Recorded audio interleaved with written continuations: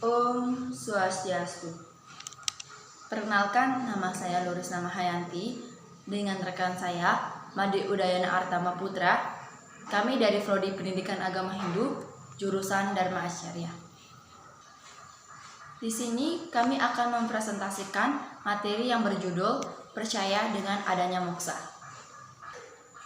Adapun submateri yang akan kami jelaskan yaitu pengertian Pancasrada, yang kedua pengertian moksa, yang ketiga tingkatan moksa, yang keempat tujuan moksa, yang kelima cara mencapai moksa, dan yang keenam agama Hindu dalam menjelaskan moksa.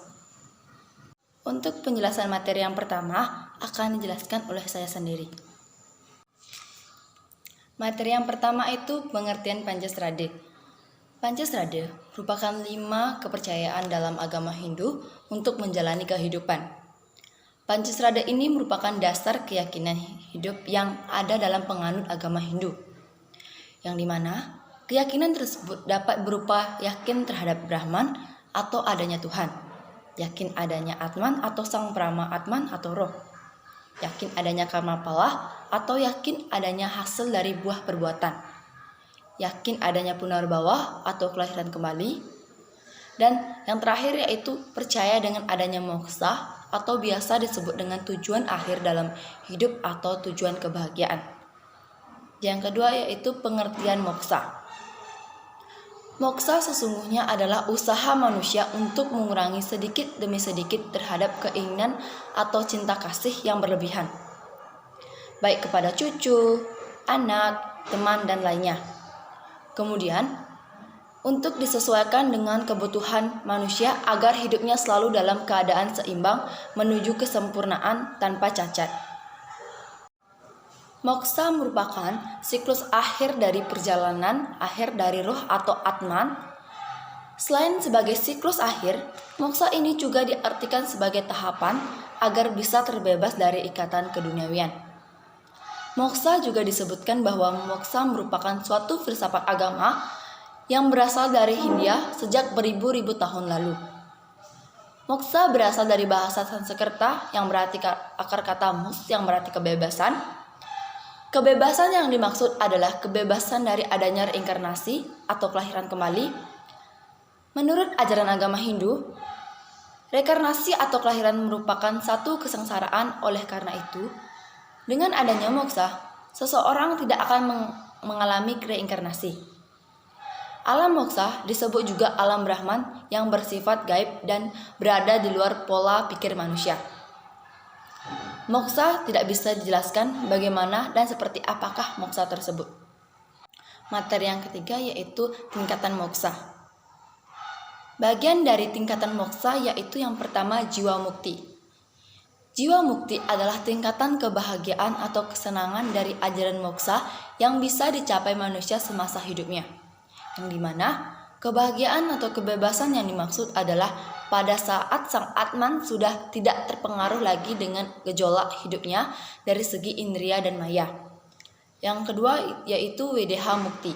Videha Mukti merupakan tingkatan kebahagiaan atau kebebasan yang bisa dicapai semasa hidupnya, yang dimana Atman atau roh yang menempati badan kasarnya sudah tidak lagi ada.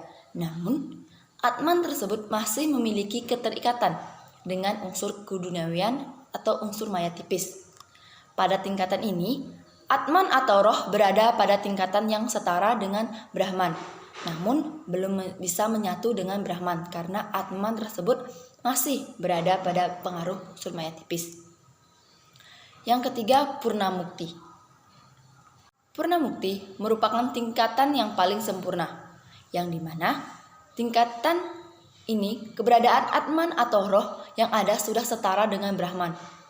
Pada tingkatan ini, semua bisa mencapainya apabila seseorang tersebut melakukan dengan didasari dengan kesungguh-sungguhan dan hati yang suci, dan benar-benar mau atau siap terlepas secara utuh dari ikatan unsur maya.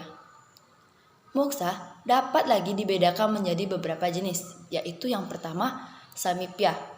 Samipya merupakan kebebasan yang dicapai oleh seseorang selama hidupnya di dunia ini.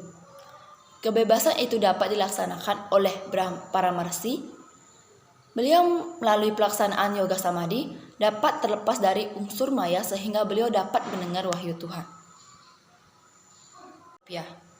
Sarupya merupakan kebebasan yang dimiliki oleh seseorang di dunia ini yang disebabkan oleh kelahiran, yang dimana tempat Atman adalah salah satu anugerah dari kemahakuasaan Tuhan. Sama halnya dengan Sri Krishna yang merupakan manifestasi dari Dewa Wisnu. Yang ketiga, Salokya. Salokya adalah kebebasan yang dicapai oleh Sang Atman, di mana posisi Sang Atman sudah berada sama dengan Tuhan.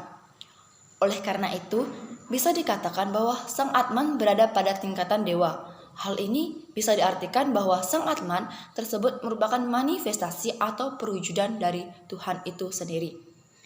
Yang keempat, Sayujya. Sayujya adalah tingkatan kebebasan paling tinggi. Karena pada tingkatan ini, Sang Atman telah menyatu dengan Tuhan yang Maha Esa.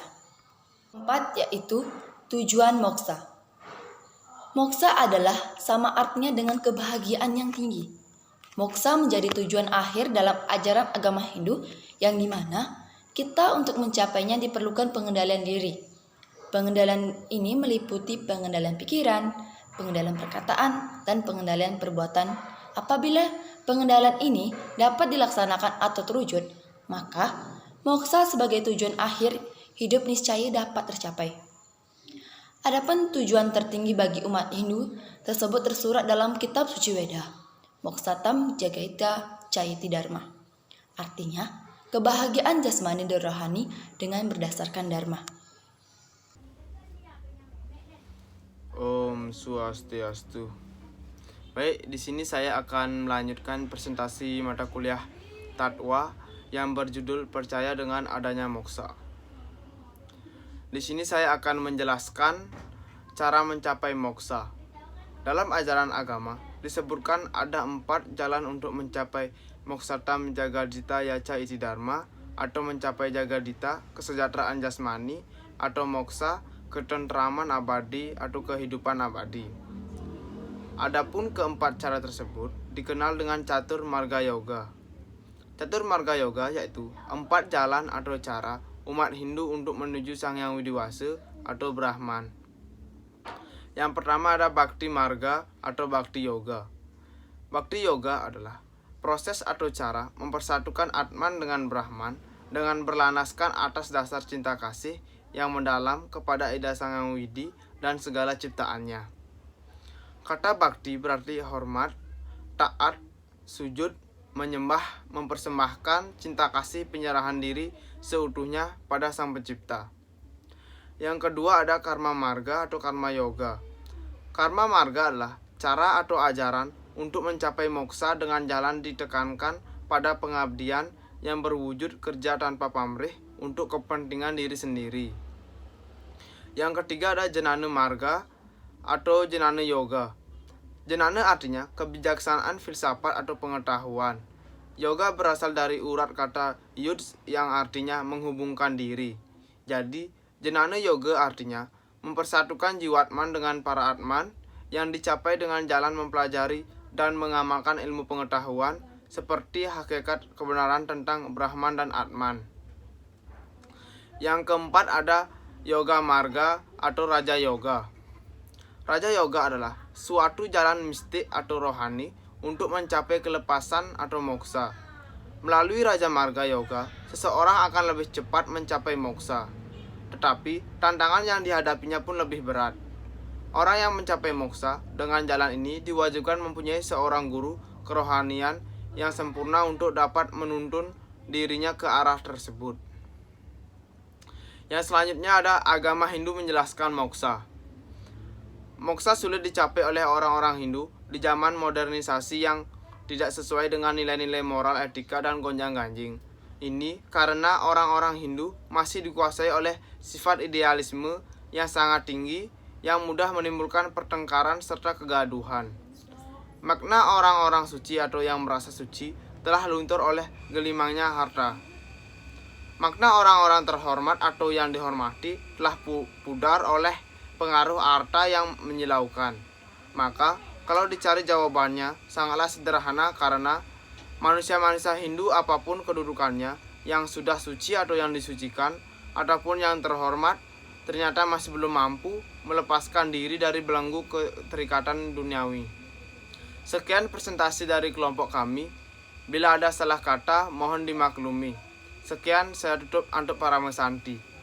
Om Santi Santi Santi Om.